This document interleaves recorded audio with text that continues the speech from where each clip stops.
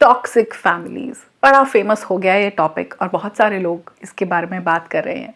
मैंने भी एक पूरी प्लेलिस्ट अलग डाल दी है, डिस्क्रिप्शन बॉक्स में आपको मिल जाएगी, जिसमें मैं बहुत बार अलग अलग डायनेमिक से टॉक्सिक फैमिलीज़ के बारे में बात कर चुकी हूँ। लेकिन आज मैं बात करने वाली हूँ साइंस की। आप में से कई लोगों ने कमेंट लिखा कि हमारे घर की कहानी आपको कैसे पता। दैट मीन्स, ऑफकोर्स मैं आपको जानती नहीं हूँ, दैट मीन्स कि कहीं ना कहीं कुछ चीज़ें सिमिलर हैं इन टॉक्सिक फैमिलीज़ में। कुछ चीज़ें ऐसी हैं जो कॉमन हैं, जो होती ही हैं, जो हो रही हैं। तो वही मैं आपसे आज शेयर करने वाली हूँ, ऐसे साइंस जो कॉमनली आपको मिल जाएंगे। तो सबसे पहली चीज़ जो इन टॉक्सिक, हम जिसको टैग कर रहे हैं टॉक्सिक, आप कुछ भी बोलो, कॉम्प्लिकेटेड, इमेच्योर, इमोशनली अनअवेलेबल, कुछ भी बोलो, उसमें एक चीज़ अब्यूज़ ज़रूर होगा किसी भी तरह का। It can be physical, it can be mental, it can be emotional.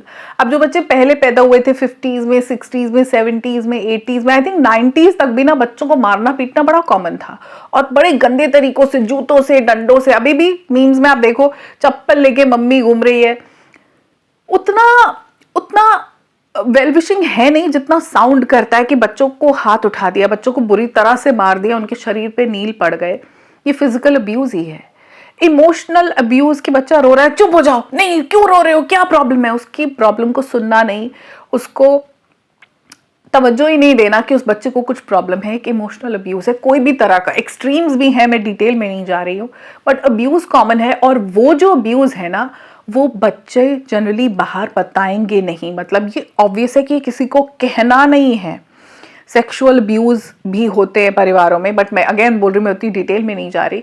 But ये बिल्कुल बाय डिफॉल्ट सेटिंग होती है कि किसी को कहना नहीं। अगर माँ ने बहुत बुरी तरह बच्चों को मारा है तो बच्चे बाहर बताएंगे नहीं, और बच्चे बताते भी नहीं, क्योंकि अपने घर की इतनी डीप बात, जो चीज़ बच्चे को इतने अंदर तक हर्ट कर रही है, फिजिकली तो कर रही है, उसके अंदर का पूरा कॉन्फिडेंस खत्म हो जाता है। जिस बच्चे की को मारा जाता है ना, हाथों से, जूतों से, डंडों से, लातों से, उस बच्चे के अंदर कॉन्फिडेंस बचपन में खत्म हो गया। वो शर्मिंदगी उसकी जिंदगी में घर कर जाती है। वो बच्चा बाहर किसी को क्या बताएगा कि मैं पिटता हूँ, क्योंकि वो उसको ये नहीं कहा जाता कि हमारे किसी कमी की वजह से, हमारे फ्रस्ट्रेशन की वजह से तुम पिट रहे हो, तुम्हारी वजह से तुम पिट रहे हो, क्योंकि तुम नालायक हो, क्योंकि तुम्हें पढ़ना नहीं आता, क्योंकि तुम बेशरम हो, क्योंकि तुम बदतमीज हो, बाकी सारे बच्चे बहुत अच्छे, तुम खराब हो। वो बच्चा ये बात मान लेता है कि मैं खराब हूं, मैं डिजर्व करता हूं ये मार, ये जानवरों जैसा ट्रीटमेंट।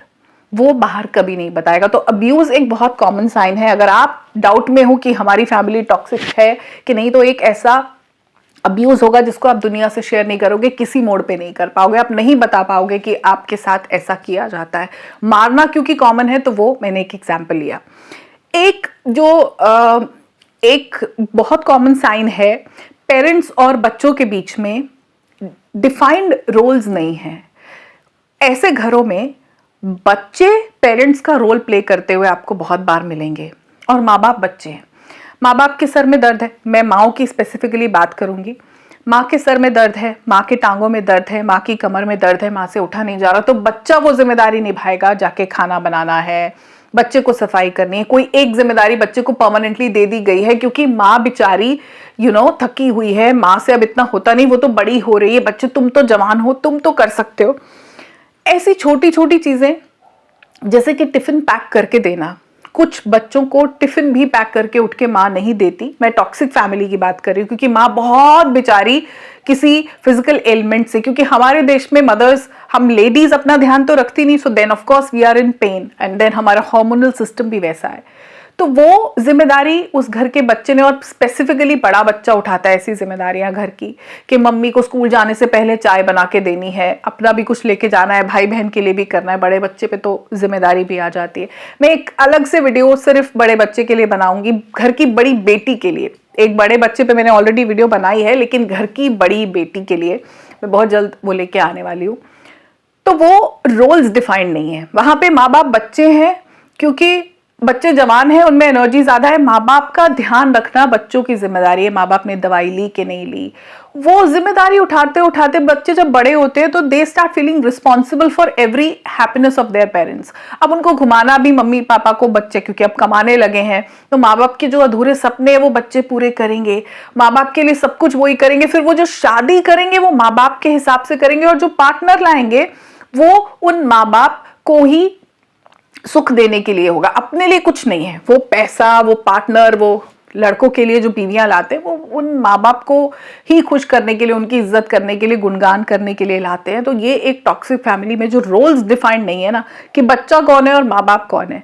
माँ बाप हमेशा ज्यादा स्ट्रांग होने चाहिए फिजिकली, मेंटली, इमोशनली।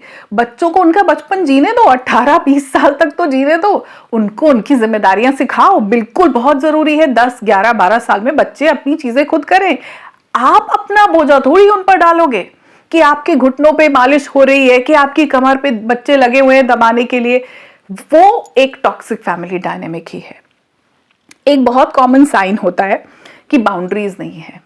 अगर बच्चे किसी से फोन पे बात करें, 90s के जमाने में जब लैंडलाइन थी, लैंडलाइन के फोन थे, तो कितना आप लोगों में से किसने एक्सपीरियंस किया है कि आप अपने दोस्त से बात कर रहे हो और दूसरी तरफ से पेरेंट ने फोन उठा लिया ये सुनने के लिए कि आप क्या बात कर रहे हो। This is crossing boundaries. बच्चे हमेशा अपनी उम्र के लोगों के साथ, जो उनके दोस्त हैं, ओपन अप होंगे, बातें भी करेंगे। लड़कियां लड़कों की बातें करेंगे, लड़के लड़कियों की बातें करेंगे, टीचर के बारे में कुछ बुरा बोलेंगे। They are allowed to do that. माँ बाप ही कैसे भूल जाते हैं कि वो उस स्टेज से गुजरे हैं, भूल जाते हैं। उनकी फोन पे बात सुनना, छुप छुप के देखना वो क्या कर रहे हैं, उनकी डायरी पढ़ लेना, उनके कोई letters. This is lacking boundaries. आप अपने बच्चे को समझा सकते हो, लेकिन आप उसकी जिंदगी में घुसकर उसके सब कुछ जानने की कोशिश नहीं कर सकते। This is not right. Let them live. बच्चों को ये परमिशन होनी चाहिए कि वो अपने हिसाब से अपनी जिंदगी जिए, अपने रिश्ते बनाएं, अपनी दोस्तियां निभाएं। माँ बाप बीच में घुस के उनको उसमें इंट्रूड ना करें। This is like boundaries cross करना। This is not right. एक बहुत कॉमन साइन है कि ऐसे ये जो टॉक्सिक फैमिलीज हैं, मैं बार बार टॉक्सिक बोलती हूँ, मुझे थोड़ा ऐसे लगता है कि रिपीट हो रहा है, बट अब this is the easiest name. वहां पे लोग जो जुड़े होते हैं वो मोहब्बत से जुड़े नहीं होते। वो या तो किसी डर से जुड़े, बच्चे तो 100% पेरेंट्स से एक फियर की वजह से, क्योंकि माँ बाप का डर है। बाप ने ऐसे घूर दिया आंखें लाल करके तो बच्चा डर गया, माँ ने पकड़ के पीट दिया, माँ ने इमोशनली अब्यूज किया, मैं अपने साथ कुछ कर लूंगी, तुमने ऐसे किया तो वैसे किया तो वो डर वाला बॉन्ड है। और वो आपस में भी भाई बहन जो है वो मजबूरी में जुड़े होते हैं। यहाँ पे रियल बॉन्ड नहीं होता जो बड़े होने के बाद रिफ्लेक्ट करता है। एक घर में 4 भाई बहन हैं, 3 भाई बहन हैं, 2 भी हैं, माँ बाप के साथ रह रहे हैं, जो टॉक्सिक फैमिली, जब वो बड़े होते हैं ना, उनके बीच में वो बॉन्ड नहीं है। वो सोशल मीडिया पे तो आपको दिख जाएगा, लेकिन वो रियल में दुख में सुख में अपने भाई बहन तक नहीं पहुंचते। और ये बड़ा कॉमन है हमारे देश में कि भाई भाई स्पेसिफिकली बिल्कुल अलग हो गए, कोई किसी से बात ही नहीं करता। वो that comes out of a toxic family. बहुत कॉमन है कि इतने दूर हो जाते हैं कि बात ही नहीं करते एक दूसरे से। It is because there was never a love connection. इसका मतलब ये नहीं कि किसी परिवार में लव कनेक्शन नहीं होता, ऑफ कोर्स होता है, बट उनमें नहीं था। वो माँ बाप से ही डर की वजह से जुड़े हुए थे। उनका हर वक्त सपना ये था कि वो निकल जाए उस परिवार में से। जो छोटे हैं वो सोचते हैं कि मेरी नौकरी लगे और मैं यहाँ से निकलूं। पुराने जमाने में शायद शादी एक बहुत बड़ा जरिया था कि शादी की वजह से लड़कियों को लगता था मैं निकल जाऊं इसमें से, बस ये ऐसे ही परिवार है। तो और वो आगे भी रिश्ते वैसे नहीं मिलते। तो बेसिकली लव है नहीं, डर, मजबूरी और एक बस एक अटपटा सा अटका हुआ रिश्ता है जिसको निभाना है। They are never connected because of love. और जो आखिरी साइन ये है मेरा एडल्ट्स के लिए, जो लोग ये बात समझ चुके हैं, बिकॉज ये चीजें ना छुपती नहीं है। आपको मेरे वीडियो की जरूरत नहीं है समझने के लिए, ऑफ कोर्स, कि आप एक टॉक्सिक फैमिली में हो, क्योंकि लाइफ की जो साइकिल है ये ऐसे चलती है कि हम जब पीछे जाके देखते हैं बड़े होने के बाद, जब हम मैच्योर हो गए हैं, जिंदगी समझने लगे, हम पैसा कमा रहे हैं और हमने खुद अपने परिवार बनाए हैं, बच्चे पैदा किए, हम बड़ी जिम्मेदारियां निभा रहे हैं, तो नेचुरली हमको समझ में आता है वो सारी गड़बड़ जो हुई, वो अब्यूज भी दिखता है, वो पेरेंट्स के बीच में टेंशन भी दिखती है, वो सब पता चल जाता है, आपको खुद समझ में आने लगता है और फिर आप कन्फ्रंट करते हो अपने पेरेंट्स को, राइट। तो ये जो एक साइन मैं आपको बताने वाली हूँ ये बहुत कॉमन है। जब आप जाके अपने माँ बाप को ये कहते हो कि आपने उस वक्त ऐसा किया था, हमको बहुत पीटा, उस वक्त आप मेरी बात नहीं सुनते थे, मुझे उस ट्रिप पे जाना था आपने जाने नहीं दिया, मुझे एनुअल फंक्शन में पार्टिसिपेट करना था आपने करने नहीं दिया, मुझे ये करियर चूज करना था नहीं करने दिया, मुझे उससे शादी करनी थी नहीं करने दी, आपने मुझे प्रोवोक किया, आपने। तो एक कॉमन जो एक आंसर होगा वो क्या होगा एक मैच्योर इंसान का, 50 55 60 साल के मदर का, फादर का, वो ये होगा कि हाँ हो सकता है कि उस वक्त हम अपने मसलों में इतने उलझे थे, शायद तुम कहीं इग्नोर्ड रह गए, शायद हमने वो गलत कर दिया, हाँ वो गलती हो गई, क्या तुम मुझे अब माफ कर सकते हो? बिकॉज उस वक्त मुझे चीजें समझ में ही नहीं आ रही थी, हम यंग थे। एक कॉमन आंसर ये होगा ना, आप माफी मांगोगे और आप बोलोगे कि उस वक्त बहुत कुछ था, हाँ मैं उस वक्त उस तरह की पेरेंटिंग नहीं कर पाई, नहीं कर पाया।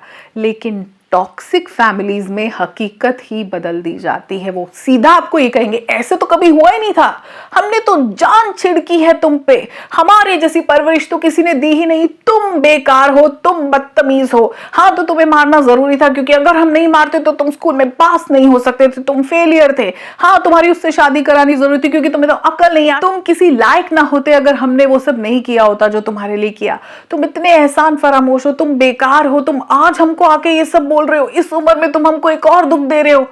आप अपने साथ हुआ अत्याचार उनके पास लेकर गए और विक्टिम उन्होंने प्ले किया कि आज आप उनके साथ बुरा कर रहे हो, आज आप गलत कर रहे हो, वो अपनी गलती कभी नहीं मानेंगे।